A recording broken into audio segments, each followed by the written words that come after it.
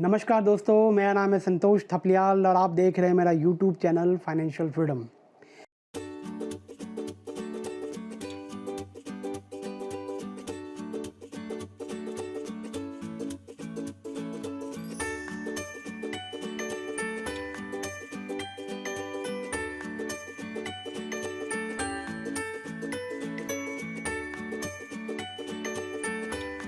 Retirement planning series में introduction के बाद ये पहला वीडियो है और आज का टॉपिक है why do we need retirement planning, यानी रिटायरमेंट प्लानिंग की ज़रूरत क्या है। इस टॉपिक को एड्रेस करने के लिए मैंने 6 पॉइंट्स बनाए हैं और इस क्वेश्चन को भी मैं उसी के थ्रू एड्रेस करूँगा। तो चलिए शुरू करते हैं।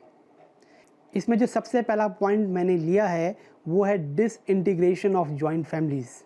जैसा कि आप सब लोग जानते हैं कि हमारे देश में जॉइंट फैमिलीज़ बड़ी तेज़ी से ख़त्म हो रही हैं और उनकी जगह पर न्यूक्लियर फैमिलीज़ इवॉल्व हो रही हैं, जिसका सीधा मतलब ये है कि अब पेरेंट्स अपने बच्चों के साथ नहीं रहते और उन्हें अपने सेल्फ मेंटेनेंस का एक्सपेंस खुद ही करना होता है।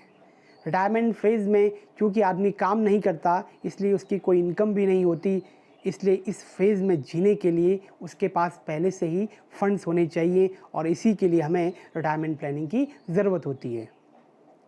इसमें जो मैंने दूसरा पॉइंट लिया है वो है increase cost of health care expense, यानी हेल्थ केयर एक्सपेंस की कॉस्ट में ज़बरदस्त बढ़ोतरी। जैसा कि आप सब जानते हैं कि हमारे देश में और दुनिया भर में हेल्थ केयर की कॉस्ट पिछले कुछ सालों में काफ़ी तेज़ी से बढ़ी है, जो हम सब के लिए चिंता का विषय है। वैसे भी रिटायरमेंट फेज़ में और ओल्ड एज में हेल्थ रिलेटेड इशू काफ़ी बढ़ जाते हैं। बहुत सारी ऐसी फैमिलीज़ होती हैं जिनका हेल्थ रिलेटेड इश्यूज़ का बजट 40 से 50% से भी ज़्यादा हो जाता है और इतनी बड़ी अमाउंट हर महीने खर्च करना कोई आसान काम नहीं है और ये आप तभी कर सकते हैं जब आपने इसके लिए पहले से प्रोविजनिंग की है और इसीलिए हमें रिटायरमेंट प्लानिंग की ज़रूरत होती है। इसमें जो तीसरा पॉइंट मैंने लिया है वो है इम्प्रूव्ड मेडिकल फैसिलिटी। अब आप कहेंगे ये तो बड़ा अच्छा पॉइंट है, लेकिन इसके साथ एक चैलेंज भी है, मगर पहले मैं इसका पॉजिटिव पॉइंट बताता हूँ। दोस्तों, पिछले कुछ सालों में हमारे देश में मेडिकल फैसिलिटीज़ काफ़ी तेज़ी से इम्प्रूव हुई हैं और जिसका सबसे बड़ा कारण है कि दुनिया भर में मेडिकल साइंस ने दिन दुगनी और रात चौगुनी तरक्की की है और जिसका फ़ायदा हमें मेडिकल फैसिलिटीज़ के रूप में मिला है। इसके कारण हमारे देश में और दुनिया भर में एवरेज लाइफ एक्सपेक्टेंसी बढ़ गई है। जहां पहले लोग रिटायरमेंट के बाद केवल 65 या 66 साल ज़िंदा रहते थे, आज के समय में वो 70 से 75 साल हो गया है और आने वाले 10-15 सालों में ऐसी उम्मीद जताई जा रही है कि ये 85 साल तक पहुंच जाएगा। और यही इसका सबसे बड़ा चैलेंज है कि इम्प्रूव्ड मेडिकल फैसिलिटी होने के कारण अब लोगों की एवरेज लाइफ एक्सपेक्टेंसी बढ़ गई है, यानी अब लोग रिटायरमेंट के बाद ज़्यादा जीने लगे हैं और ज़्यादा जीने का मतलब ये हुआ कि ज़्यादा लंबे समय तक उनको अब अर्निंग चाहिए, इनकम चाहिए सर्वाइव करने के लिए। और ये तभी संभव है जब काम के दिनों में उन्होंने अपने लिए एक कॉर्पस बनाया होगा और इसीलिए उन्हें रिटायरमेंट प्लानिंग की ज़रूरत होती है। चौथा पॉइंट जो मैंने लिया है वो है retirement is an opportunity not compulsion, यानी रिटायरमेंट एक अवसर है न कि मजबूरी। दोस्तों, चाहे हम अपनी पर्सनल लाइफ लें या प्रोफेशनल लाइफ लें, दोनों ही बहुत चैलेंजिंग हो गई हैं। अगर हम अपने प्रोफेशनल लाइफ की बात करें तो ग्लोबलाइजेशन के बाद ऐसी कोई इंडस्ट्री नहीं है, ऐसा कोई सेक्टर नहीं है जो डायनेमिक ना हुआ हो और उसके कारण हमें अपना नॉलेज अपडेट करते रहना पड़ता है। अब वो ज़माने लद गए जब हम ये सोचते थे कि किसी तरीके से हमारी नौकरी लग जाए और उसके बाद तो हमें बस यहाँ से रिटायर ही होना है। आज का समय इतना चैलेंजिंग है कि हम कल के बारे में भी कुछ कह नहीं सकते।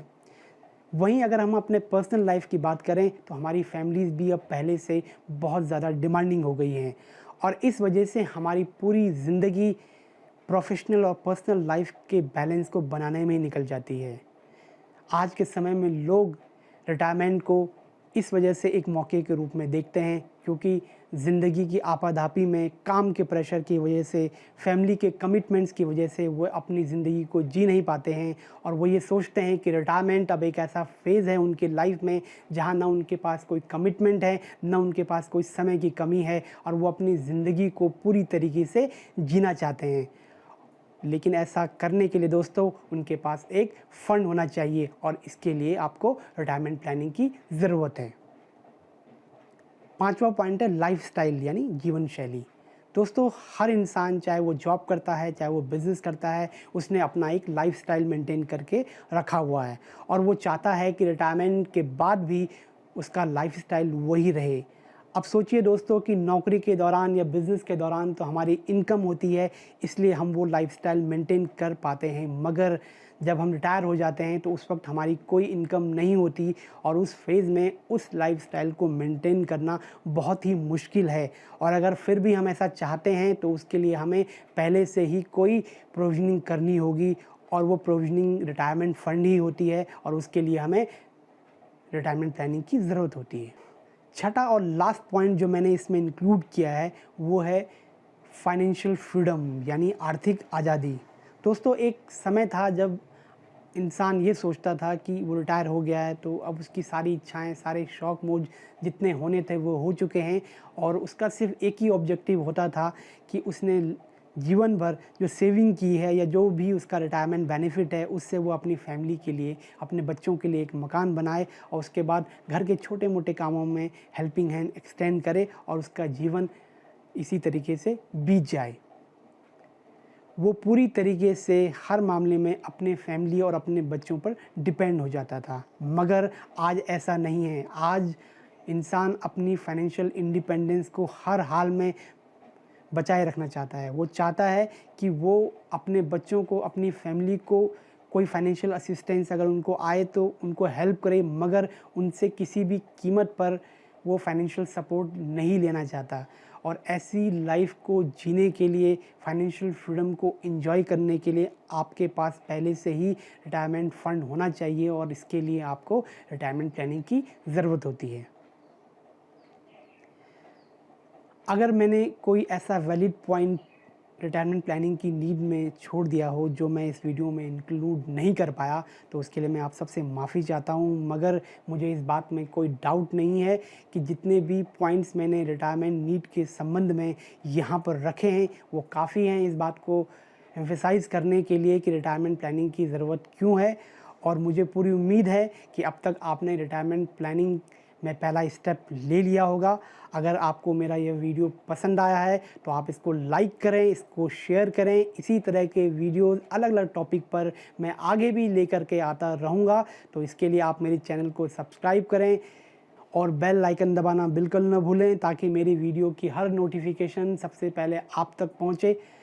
तब तक आप अपना और अपनों का ध्यान रखिए। जय हिंद, नमस्कार।